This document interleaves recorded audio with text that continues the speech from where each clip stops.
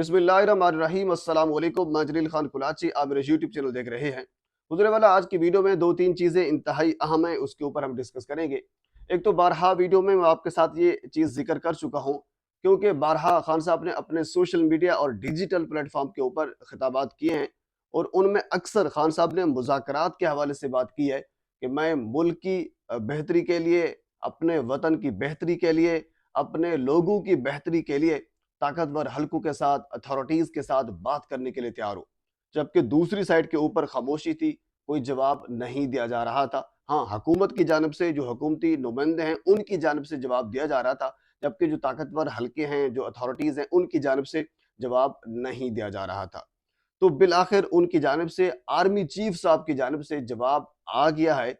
उन्होंने क्या कुछ कहा है, मैंने कुछ पॉइंट बनाकर रखे हैं। उसकी मुकम्मल उस प्रेस कॉन्फ्रेंस के वो आपके सामने रखूँगा। इससे पहले मैंने कल एक और वीडियो की थी मोदी के हवाले से कि मोदी का इतना शानदार इस्तकबाल अमेरिका में क्यों किया गया है। आपने यकीनन वो वीडियो देखी होगी। अगर नहीं देखी तो आपने वो पिछले वाली वीडियो ज़रूर आपने देखनी है, ताकि आपको इस बात की समझ आएगी। अब उस दौरे के समरात, उस दौरे का असर जो है वो आहिस्ता-आहिस्ता हो रहा है। मोदी का कल से एक क्लिप वायरल है। वो क्लिप ये है, मोदी ये कहता है कि पाकिस्तान अपने बोझ तले खुद दबकर अल्लाह ना करे खत्म हो जाएगा। ये इन्हें उस एक किस्म की बोंगी आप उसको कह सकते हैं, ये उन्होंने मारी है। और इसके साथ उन्होंने ये कहा है कि अब हमारा मुकाबला पाकिस्तान से नहीं रहा, यानी पाकिस्तान बहुत छोटा है, अब हम बड़ी दुनिया से राब्ते में हैं। और ऐसा है भी सही, क्योंकि अगर आप वैसे बींगा सीरियसली अगर आप देखें तो भारत काफी तरक्की कर रहा है, लेकिन पाकिस्तान क्यों तरक्की नहीं कर रहा ये अभी मैं आपको आगे जाकर बताता हूँ। डाट आपस में कनेक्ट करता हूँ ताकि आपको समझ आएगी। एलॉन मस्क भारत का दौरा करता है, एप्पल का सीईओ भारत का दौरा करता है, एप्पल स्टोर भारत में खुलता है। टेक्नोलॉजी के हवाले से देख लें, बाकी बहुत सी चीजें अगर उस पर हम बैठ जाएं तो वो वीडियो काफी लंबी हो जाएगी। बहरहाल अमेरिका का दौरा किया, मुख्तलिफ बयानात दिए कि पाकिस्तान अपने बोझ तले दबकर अल्लाह न करे खुद खत्म हो जाएगा और हमारा मुकाबला इस वक्त पाकिस्तान से नहीं है, पाकिस्तान छोटा है, हमारा मुकाबला बड़ी दुनिया से है। हम उनके साथ एक्सपोर्ट इंपोर्ट सारी चीजें जो जो भी मुल्की मामलात हैं हम उनके साथ कर रहे हैं, पाकिस्तान से छोटी चीज है। इसके जवाब में होना तो ये चाहिए था कि जो हमारे नाम निहाद वजीर आजम है वो बोलते, क्योंकि उनका वजीर आजम बात कर रहा था। होना तो ये चाहिए था कि हमारे जो वजीर खारजा हैं वो बोलते। उनकी वजारत खारजा आपको पता है कि पूरी दुनिया के सारे ममालिक वो बंदा फिर चुका है। मेरे ख्याल में अब दुनिया में कोई ऐसा मुल्क रह गया हो जहां बिलावल साहब ना गए हों। वापस आकर जवाब ये देते हैं, हमें इंटरनेशनल मसलों में उलझना नहीं चाहिए। वैसे बात तो उनकी ठीक है, क्योंकि हमने अपने घर में अंदर जो मसला खड़ा किया हुआ है उससे बड़ा मसला तो है नहीं। मसला सबसे बड़ा हमारे पाकिस्तान में यही है कि इमरान खान को माइनस कैसे करना है, इमरान खान को सियासत से बाहर कैसे करना है, हमने खान साहब को बाहर करके इलेक्शन कैसे लड़ने और जीतने हैं।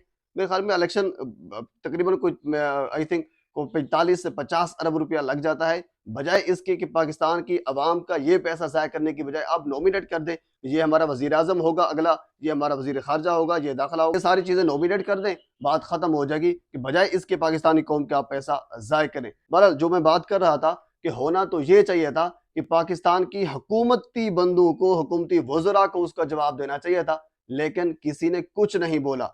आपने ये भी देखा होगा कि खान साहब अगर ट्वीट करते हैं तो उसके जवाब में मरियम साहबा का ट्वीट आता है, उसके जवाब में उस नवाज शरीफ का जो तकरीबन पिछले कह लीजिए कई महीनों से पाकिस्तान छोड़कर बैठा है और पाकिस्तान के फैसले कर रहा है, उसका जवाब आता है। उसका इमरान खान के खिलाफ ट्वीट तो आ जाता है, इमरान खान के खिलाफ बयान तो आ जाता है, लेकिन उस मोदी के खिलाफ बयान नहीं आया जो रियासत पाकिस्तान के खिलाफ इस किस्म की गलीज जबान इस्तेमाल कर रहा है। जरा ये दावा कर रहे हैं कि इस वक्त अमेरिका ने इस पीडीएम की इस इंपोर्टेड हुकूमत को ये वार्निंग दी है और ये कहा है, जिस तरह एक हुक्मिया कहा जाता है, ऑर्डर दिया है कि अब आपने भारत की गुलामी करनी है, अब आपने भारत के पीछे चलना है। और इन्होंने हाँ कर दी है, अब ऐसा ही होगा। क्योंकि ये क्यों खान साहब इसी वजह से कह रहे हैं कि हमें हकीकी आज़ादी चाहिए, हमें गुलामी कबूल नहीं है। खान साहब जहरी सी बात है, वो जो भी हो करप्ट नहीं है, गुलाम नहीं है। आपको याद होगा ट्रंप ने एक मर्तबा ये कहा था कि पाकिस्तान दहशतगर्द है।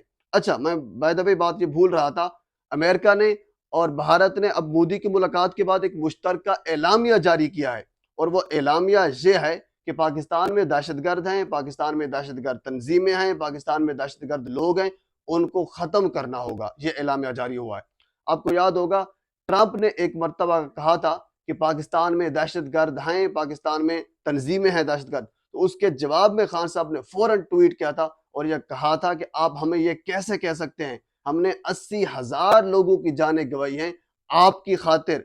आपकी जंग में हम बिला वजह घुस गए थे मुशर्रफ की वजह से, लेकिन हमने उसमें 80,000 जानें गंवाई हैं दहशतगर्दी को दोबारा पाकिस्तान से ख़त्म करने के लिए, और आप हमें ये कह रहे हैं कि हमने दहशतगर्द पाले हुए हैं। यानी मुंह तोड़ जवाब दिया था। एक गैरतमंद और एक गैरतमंद लीडर की निशानी होती है। अब इस किस्म के लीडर इम्पोर्टेड गुलाम ये जवाब नहीं दे सकते। ये ऐसे ही कह सकते हैं कि हमें इंटरनेशनल मसलों में नहीं फंसना चाहिए। बहरहाल बात काफ़ी लंबी हो जाएगी, हम दोबारा आर्मी चीफ साहब के ऊपर आ जाते हैं। आर्मी चीफ साहब ने कल नेशनल डिफेंस यूनिवर्सिटी में मीडिया वर्कशॉप में साफियों से बातचीत की है। तो उस साफियों से बातचीत के दौरान कुछ सवालात के उन्होंने जवाबात दिए हैं। वैसे मामलात काफ़ी चीज़ों पर बातचीत होती है, लेकिन कल की जो प्रेस कॉन्फ्रेंस थी उसमें तकरीबन 80% इमरान खान के ऊपर बातचीत हुई, और 9 मई के वाक़यात के बाद ये सारी सूरत जो हाल है उसके ऊपर बातचीत की गई। सिर्फ 20% या 15% बातचीत बाकी चीज़ों पर हुई। अब मैंने कुछ पॉइंट्स लिखे हुए हैं आर्मी चीफ साहब ने जो यानी उस एलामिया जारी किया है, या फिर आर्मी चीफ साहब की जानिब से जो बयान आया है, जो जवाब मिला है खान साहब को, वो आपके सामने मैं रखना चाहता हूँ। सबसे पहले उन्होंने ये कहा है कि आर्मी और लीडरशिप, यानी आर्मी पूरी और लीडरशिप वही खड़ी है जो फॉर्मेशन कमांडोज का एलामिया था। आपको मैं बारहा ये बता चुका हूं कि फॉर्मेशन कमांडो का एलामिया यही था कि 9 मई के वाकयात में मुलव्विस लोगों को किसी सूरत में छोड़ा नहीं जाएगा।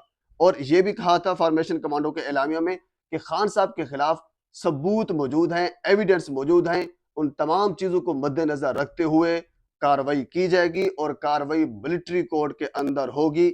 आज एक मरतबा फिर आर्मी चीफ साहब ने यह कह दिया है कि वो हम यानी आर्मी और लीडरशिप उसी जगह पे खड़ी है जो फॉर्मेशन कमांडोज का एलामिया था। एक पॉइंट। दूसरा पॉइंट हुजूर वाला ये था कि उन्होंने कहा कि 9 मई के वाकयात में मुलव्विस तमाम लोगों को, चाहे वो सियासी हों या फिर किसी भी इदारे से वाबस्ता हों, इदारे से मुराद यानी आर्मी के लोग भी अगर रिटायर्ड हों तो तब भी उनको भी नहीं बख्शा जाएगा, उनको भी नहीं छोड़ा जाएगा। इसके बाद उन्होंने ये कहा कि इंतखाबात के वक्त के जब बात हुई कि इंतखाबात का वक्त कब होगा, तो उन्होंने कहा कि इंतखाबात का वक्त ये हमारा काम नहीं है, ये इलेक्शन कमीशन का काम है। हाँ, अगर इलेक्शन कमीशन के हवाले से जो हमारी जिम्मेदारी होगी इंतखाबात के हवाले से, हम वो जिम्मेदारी निभाएंगे। तो फिर आपको याद होगा फिर उस चीज़ की उन्होंने क्लेरिफिकेशन दी है कि जब यानी KPK में और पंजाब में इंतखाबात के हवाले से बातचीत हुई थी, आर्डर आया था सुप्रीम कोर्ट से, तो फिर ये कहा गया था कि हम सिक्योरिटी नहीं देंगे। तो इसकी उन्होंने क्लेरिफिकेशन दी है। उन्होंने कहा कि हमने सिक्योरिटी से इनकार नहीं किया था, हमने सिर्फ ये कहा था कि जो अहलकार इन्होंने मांगे हैं इलेक्शन कमीशन ने, वो हमारे पास उतने अहलकार अवेलेबल नहीं हैं। हमने सिक्योरिटी देने से तब भी इनकार नहीं किया था, हम अब भी सिक्योरिटी देने से इनकार नहीं है। यानी जो हमारी आईनी और कानूनी जिम्मेदारी है वो हम निभाएंगे, बाकी जो है वो इलेक्शन कमीशन का काम है। इस हवाले से बाकी उन्होंने ये कहा कि आर्मी एक्ट के हवाले से बात की है। उन्होंने कहा कि आर्मी एक्ट बिल्कुल लागू होगा। आर्मी एक्ट के हवाले से सिविलियन का ट्रायल होना, इसकी मिसालें पाकिस्तान में पहले से मौजूद हैं। तो जो फॉर्मेशन कमांडो का एलामिया था यानी आर्मी एक्ट के तहत मिलिट्री कोर्ट में ट्रायल होगा, ये भी होगा, यानी फिर उसी जगह पर खड़े हैं, कोई उसमें रद्दोबदल नहीं हुई। अब मेन बात यानी खान साहब के साथ क्या बात हो सकती है या फिर नहीं हो सकती, ये बड़ी मेन चीज थी, बड़ा मेन पॉइंट था, यानी पूरी गुफ्तगू था। तो इसके जवाब में आर्मी चीफ साहब ने यह कहा है कि ये हमारा मैंडेट नहीं है, हम जाकर किसी से मुलाकात करें, हम किसी से मुज़ाकरात करें।